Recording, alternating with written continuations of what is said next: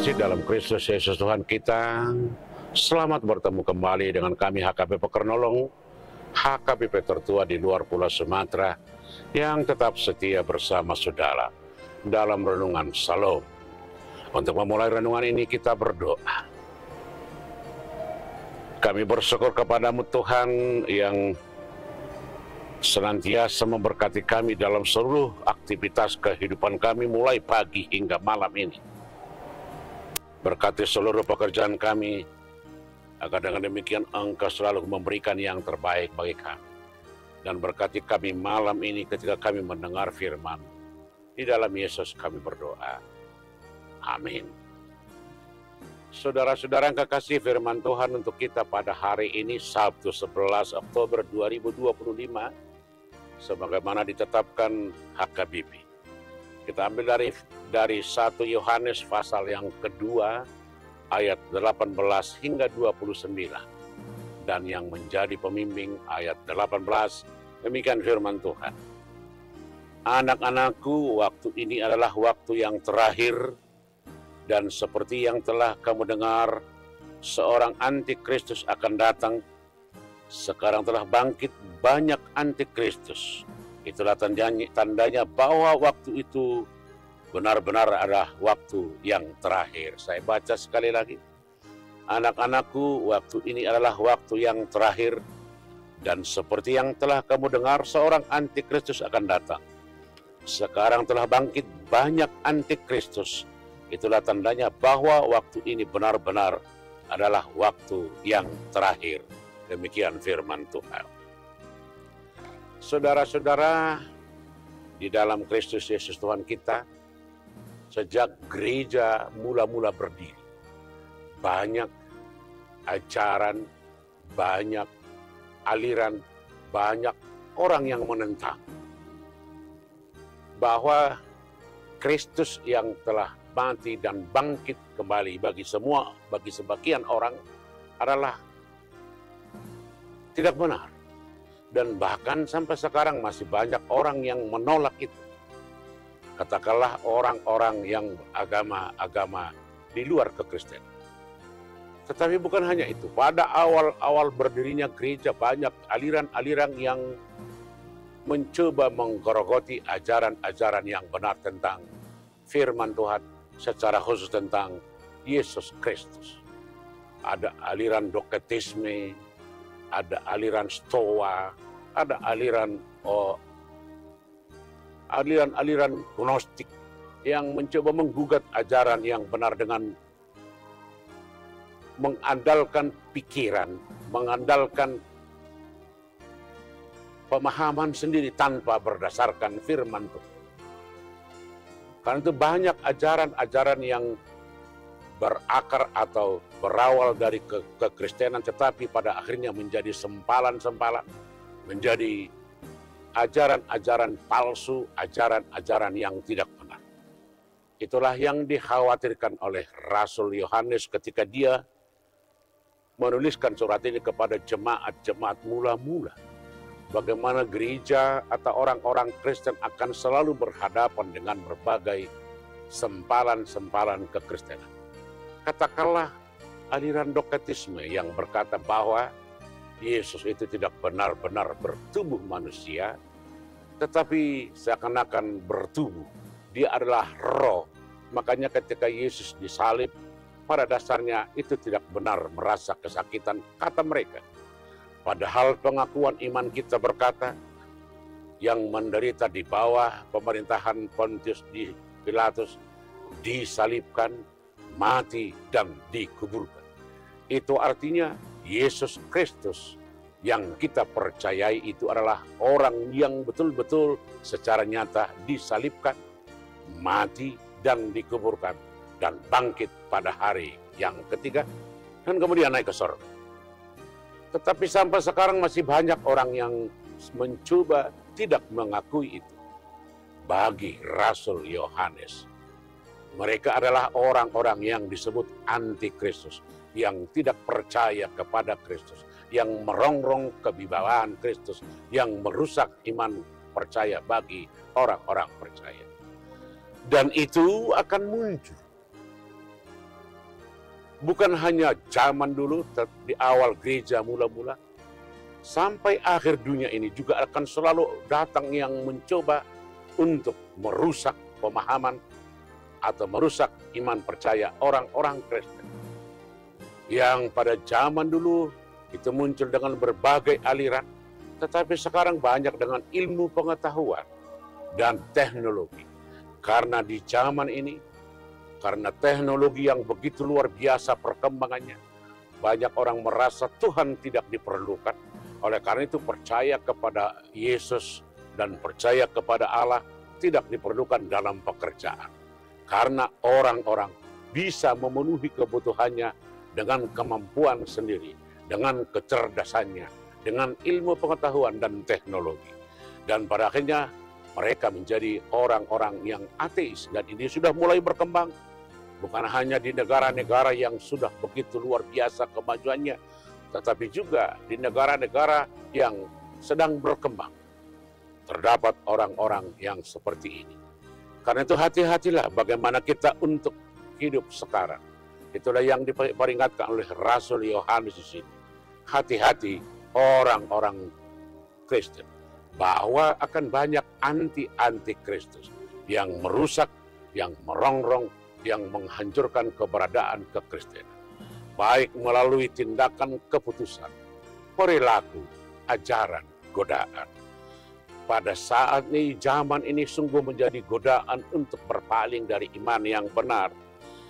Dan pada zaman ini teknologi juga menjadi ancaman yang serius bagi orang-orang yang selalu mengandalkan intelijensia. Padahal apapun yang terjadi di dunia ini, apapun yang ada di dunia ini, kalau kita pahami dan secara terus-menerus kita mencoba untuk melihat siapakah di balik semua keadaan dunia ini. Apakah itu kemampuan manusia mengatur segala sesuatu yang ada? Beredarnya planet-planet, bergantinya musim, adanya gunung, hutan, dan sebagainya. Apakah itu kemampuan intelijensia manusia yang mengaturnya atau yang membuatnya? Kalaupun ada penemuan dengan teknologi, katakanlah teknologi digital, teknologi laser, dan hal-hal yang bisa mencengangkan pada saat ini. Itu dilakukan oleh manusia. Dan kemampuan itu siapakah yang memberi? Kita harus kembali kepada siapa yang memberikan semuanya, yaitu Kristus, yaitu Allah yang diwujudkan dalam Kristus. Karena itu ketika kita mencoba untuk tidak mengakui keberadaan Allah atau keberadaan Tuhan dalam kehidupan kita, itu berarti kita menjadi orang-orang yang ikut menjadi anti Kristus. Sebab orang yang anti Kristus, dia tidak pernah mengakui perbuatan Allah yang dilakukan melalui Yesus Kristus, yaitu membebaskan orang dari segala kejahatan, dari segala kegelapan, dan membawa kepada terang dan keselamatan yang sudah disediakan bagi setiap orang percaya. Jadilah orang-orang yang senantiasa harus waspada terhadap ajaran-ajaran palsu, ajaran-ajaran yang keluar dari iman percaya. Alkitab yang ada di tangan kita masing-masing menjadi pedoman yang pasti bagi setiap orang. Jangan cari pemahaman tentang iman di luar Alkitab, sebab iman tidak diperoleh dengan ilmu pengetahuan dan yang lain-lain. Biarlah kuat kuasa Tuhan menguatkan kita untuk mengikut Kristus yang adalah juru selamat kita. Amin. Kita berdoa. Terima kasih Tuhan, di dalam Kristus Yesus Tuhan kami, yang telah datang ke dunia untuk menyelamatkan kami.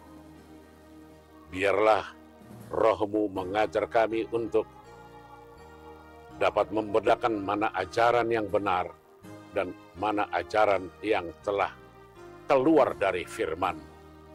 Sebab pada zaman ini banyak ajaran-ajaran palsu, ajaran-ajaran yang anti Kristus. Tetapi melalui Roh-Mu, Engkau akan mampukan kami untuk tetap setia dalam iman kami. Di dalam Kristus kami berdoa. Amin. Anugerah Tuhan kita Yesus Kristus, kasih setia Allah Bapa, dan persekutuan dengan Roh Kudus kiranya menyertai saudara-saudara sekalian. Amin.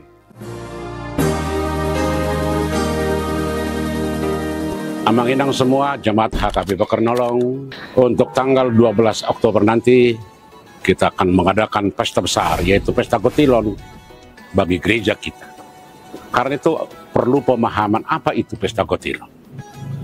Pesta Gotilon adalah salah satu tradisi penting dalam gereja Batak, khususnya di lingkungan Huria Kristen Batak Protestan dan beberapa gereja denominasi Batak.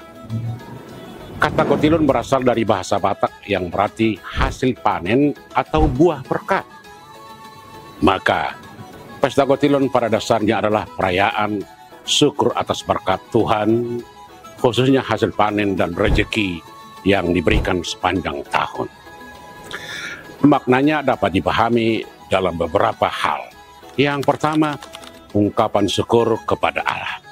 Pesta Gotilon menjadi wujud nyata pengakuan jemaat bahwa semua hasil kerja, panen, rezeki, dan kehidupan berasal dari Tuhan. Syukur ini diwujudkan dalam ibadah, doa, dan pemberian persembahan.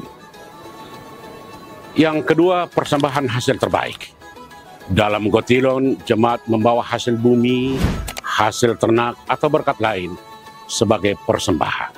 Hal ini melambangkan pengembalian sebagian dari berkat yang sudah Allah berikan, sama seperti tradisi umat Israel mempersembahkan hasil sulung mereka. Yang ketiga, pemeliharaan kebersamaan. Pesta Gotilon biasanya dirayakan dalam suasana meriah, penuh kebersamaan, makan bersama, dan saling berbagi. Artinya, pesta ini tidak hanya bersifat individual, tetapi meneguhkan ikatan sosial dalam jemaat. Yang keempat, pengajaran iman. Lewat Gotilon, jemaat diajar untuk tidak melupakan Tuhan. Di tengah keberhasilan atau kelimpahan, setiap panen atau rezeki bukan semata hasil usaha manusia, tetapi tanda kasih karunia Allah. Yang kelima, solidaritas diakonia. Dalam praktiknya, hasil Gotilon juga bisa dipakai untuk mendukung pelayanan gereja, membantu yang miskin, atau membiayai kebutuhan sosial. Jadi pesta ini mengingatkan bahwa berkat yang diterima bukan hanya untuk diri sendiri, melainkan untuk kesejahteraan bersama. Dengan demikian, makna pesta Gotilon bukan sekedar pesta adat atau tradisi tahunan, tetapi menjadi momentum iman, mengingatkan jemaat bahwa segala sesuatu berasal dari Tuhan. Dan bahwa hidup yang diberkati harus diteruskan dengan rasa syukur, solidaritas, dan pengabdian kepada Allah serta sesama. Saudara-saudara, mari kita bersama-sama mendukung pesta Gotilon ini agar menjadi sukacita bagi Tuhan. Tuhan memberkati kita semua. Amin. Shalom, Horas Amang-Inang, Jemaat HKBP Kernolong. Dalam rangka mensyukuri kasih Tuhan, panitia telah menyiapkan serangkaian kegiatan yang bukan hanya mengisi kebersamaan kita, tetapi juga mempererat persaudaraan dan meneguhkan iman kita bersama. Izinkan saya menyampaikan susunan acara perayaan ini.